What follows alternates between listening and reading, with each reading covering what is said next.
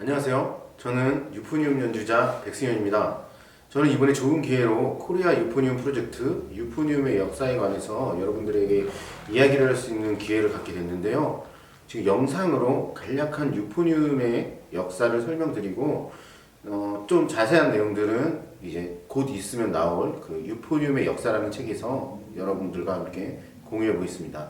유포니움의 역사를 자세히 알기 위해서는 세르팡이나 오피클라이드라는 악기의 역사들까지 같이 알아야 된다고 생각합니다.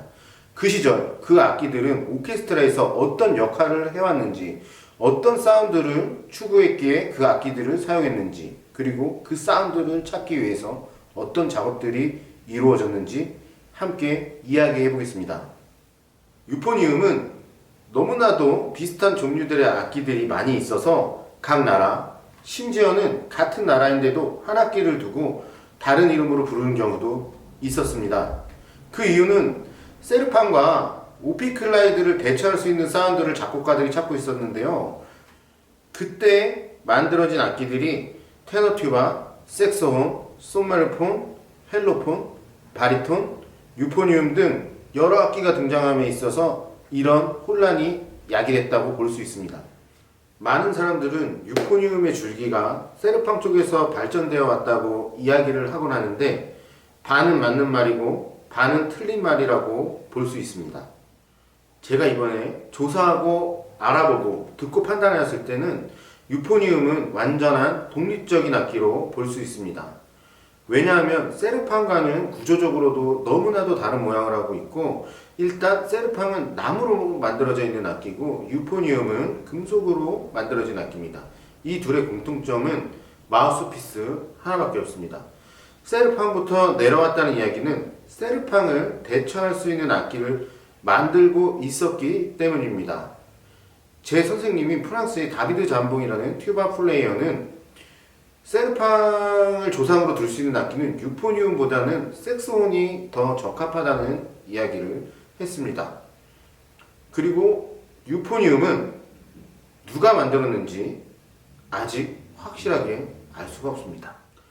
어떤 이는 독일의 바이마르의 솜메르가 첫 창시자라고 하는 이들도 있고, 어떤 이는 영국의 구스타브 베슨이 창시자라고 이야기하는 사람도 있습니다. 참고로 솜메르라는 사람은 아직까지도 실명은 전해져 있지 않고요. 솜메르는 그냥 가명을 하고 합니다. 익히 우리나라에 알려져 있던 아돌프 sak스는 색소폰을 만든 사람이지 유포니움을 만든 사람이 아닙니다. 저는 지금까지 색소폰과 유포니움이 거의 똑같은 악기로 판단하고 그렇게 배워왔었는데 이번 프로젝트를 통해서 새로운 사실을 알게 됐어요. 완벽하게 다른 악기입니다. 물론 유포니움과 색소폰은 매우 비슷한 생김새와 닮은 음색을 가지고 있지만 구조적으로 다르게 생겼고, 실제로는 음색의 차이도 있으며 시스템적으로 차이가 납니다.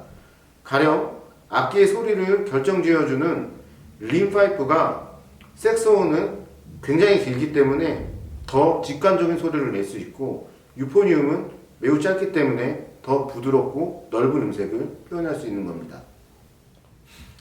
개인적인 생각으로 유추해 볼 때는 영국의 구스타브 베슨 쪽으로 더 기울어집니다. 그 이유는 구스타브 베슨은 지금 현존하는 유포니움의 시스템을 개발한 사람이에요. 그래서 유포니움의 역사에 큰 공헌을 했다고 볼 수 있어요. 제가 이렇게 조사를 하다 보니까 세르팡이나 오피클라이드의 역사는 매우 넓고 깊은 반면에 색소폰이나 유포니움의 역사는 많은 자료를 찾아볼 수 없었던 것 같아요.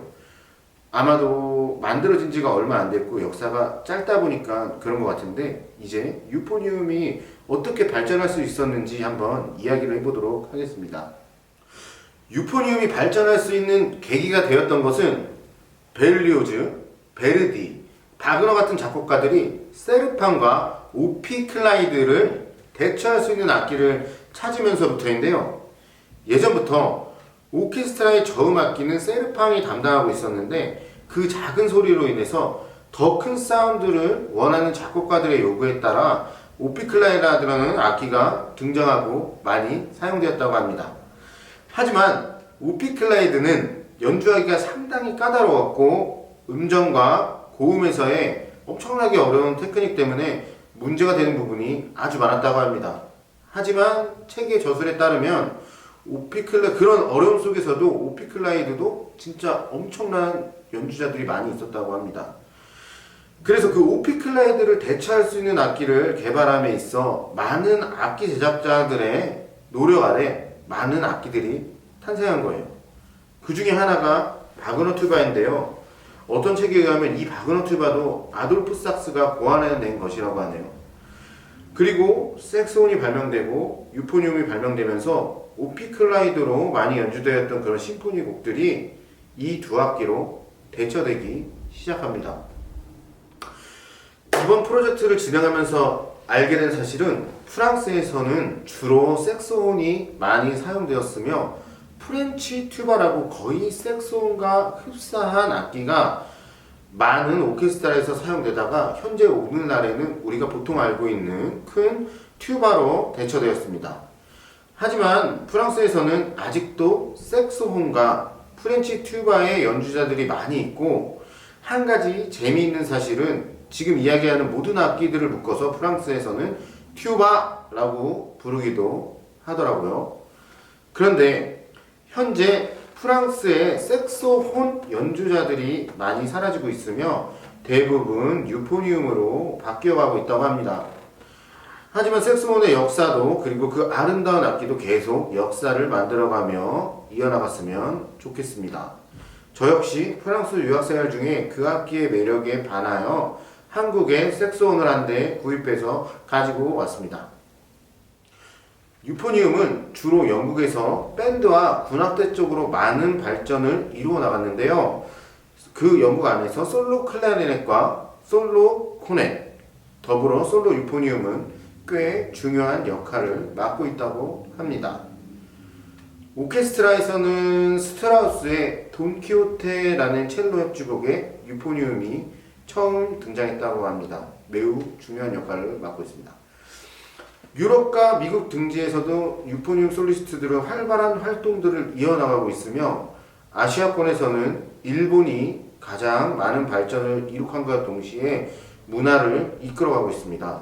그 뒤로 태국이나 대만 등의 나라에서도 많은 발전을 이루어지면서 유포니움 연주자들이 굉장히 많이 생겨나고 그 안에서 정말 세계적인 연주자들도 많이 생겨나고 있습니다.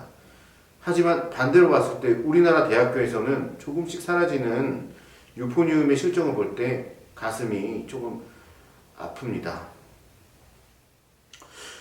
유포니움은 주로 영국에서 밴드와 군악대 쪽으로 많은 발전을 이루어 나갔는데요. 솔로 클라리넷, 솔로 코넷과 더불어서 솔로 유포니움은 꽤 중요한 역할을 맡고 있었다고 합니다. 오케스트라에서는 스트라우스의 돈키호테라는 첼로 협주곡에서 유포니움이 처음 등장했다고 합니다. 아주 멋있는 곡입니다. 유럽과 미국 등지에서는 유포니움 솔리스트들이 활발한 활동들을 이어나가고 있으며 아시아에서는 일본이 가장 많은 발전을 이룩함과 동시에 문화를 이끌어가고 있습니다. 그 뒤로 태국이나 대만 등의 나라에서도 발전들이 이루어지면서 아주 많은 훌륭한 유포니움 연주자들이 배출되고 있습니다.